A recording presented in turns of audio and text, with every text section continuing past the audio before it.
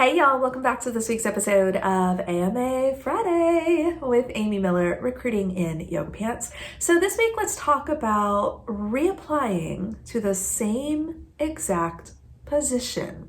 So your mileage may vary greatly with this, right? And then there's a lot of variables here that need to be considered. The kind of ATS the company is using,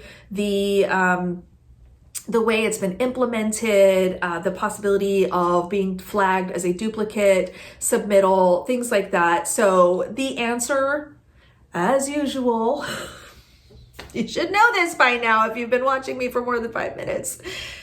It depends.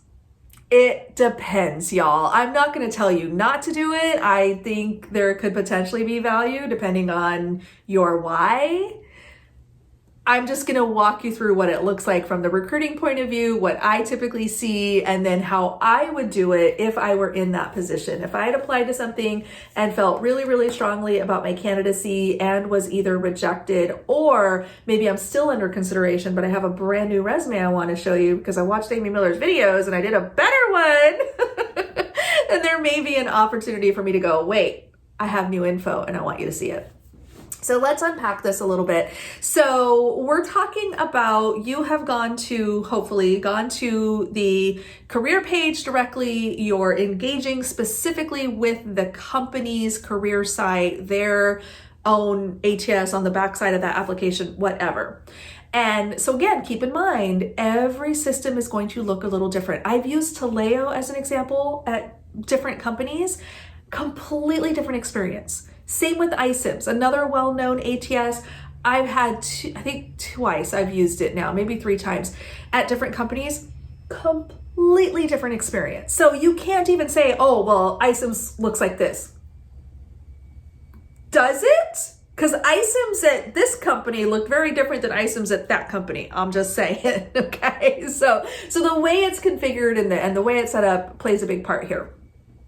But don't stress about all that, all right? We're going to focus on you, your application, and your resume and role that you're trying to get noticed for.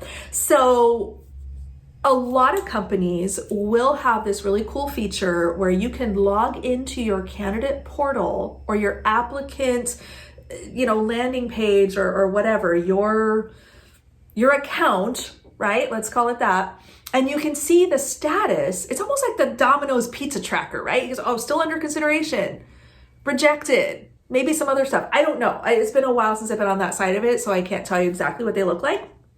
But if you have that option of actually kind of logging in and maybe getting some kind of a status, this might help inform your next step. Okay, so let's talk about if I'm still under consideration versus I've already been rejected. If I'm still under consideration, that's probably a good thing. There's still a chance, right? Insert meme here. So you're saying there's a chance. Okay.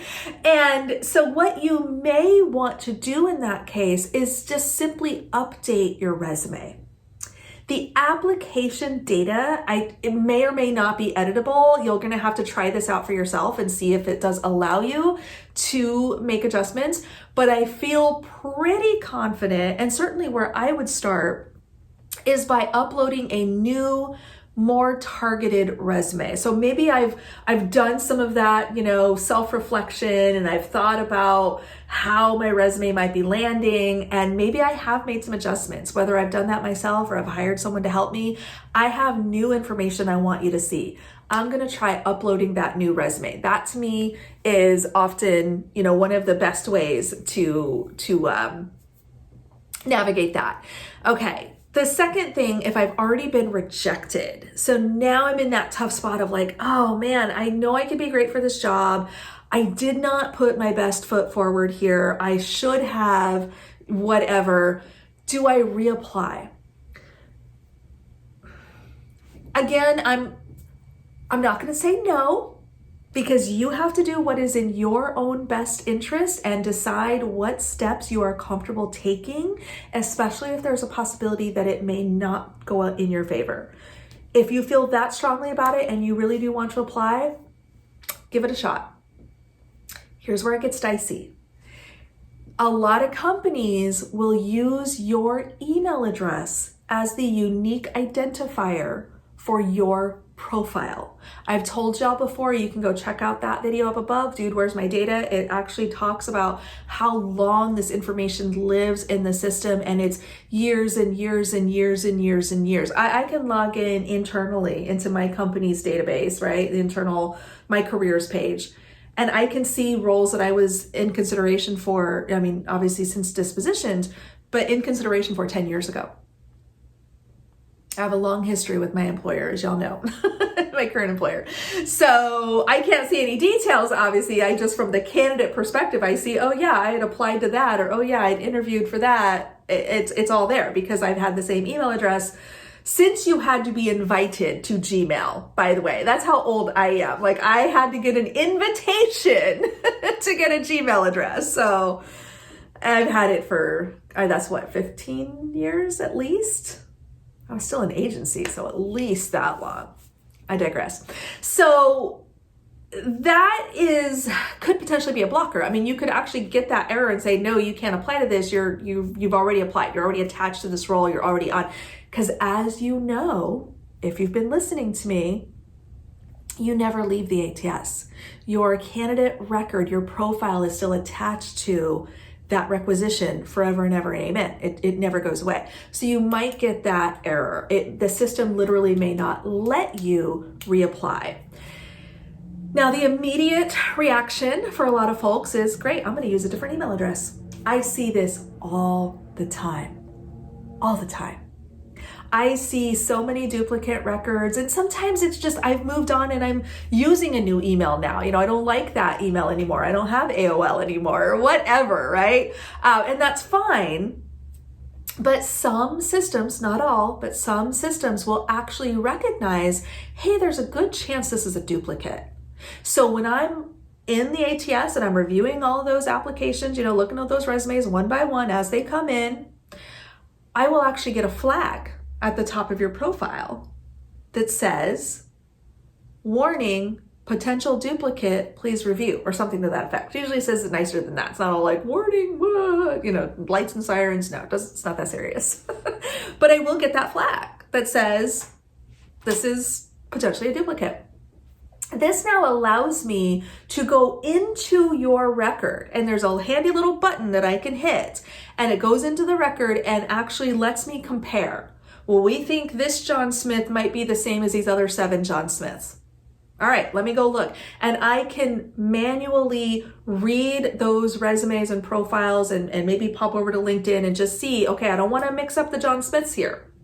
I don't want to put the 2 wrong people together. But if you've had the exact same history, the exact same LinkedIn profile, the exact same everything, there's a pretty good chance that's also you. And so I'm going to go ahead and merge those profiles and create a single profile in the ATS using typically your most recent email. So we'll kind of flip to that one.